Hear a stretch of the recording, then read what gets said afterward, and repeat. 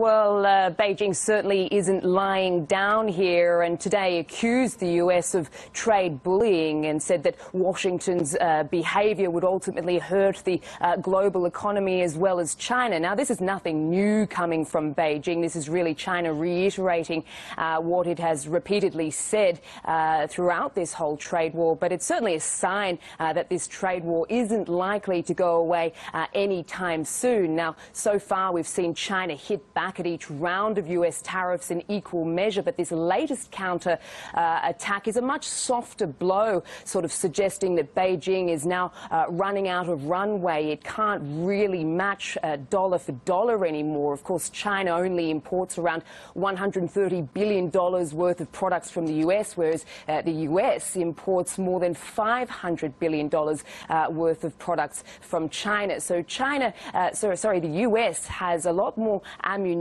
here in terms of the trade imbalance. Now, President Donald Trump has warned Beijing that if it hits back, if it retaliates, which it has now done, he will activate another round of tariffs to the tune of $267 billion. Now, that will engulf virtually all of what the U.S. imports from China. So what the fear is now, and certainly what experts are saying, is that Beijing may turn to qualitative measures over quantitative ones in order to tighten the screws. So what we could now see is China putting a lot of pressure on American companies doing business here, although we've seen no evidence of that so far. There's also been a lot of speculation that China may drive down the value of its currency, although Beijing last week was very quick to reassure that it wouldn't be going down that path.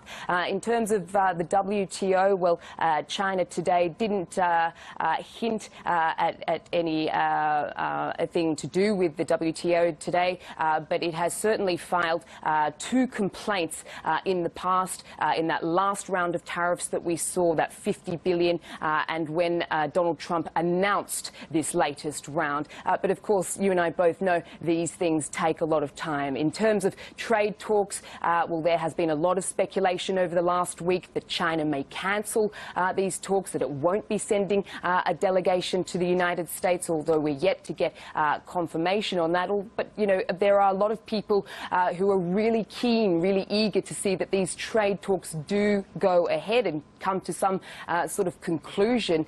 You know, so far this trade war has taken a hit to the Chinese economy. It has rattled financial markets, and there is now fear that it could really hurt global supply chains. And certainly manufacturers I've spoken to here in China are scrambling to find a solution and are now starting to reassess the way that they do things in anticipation, in preparation for this.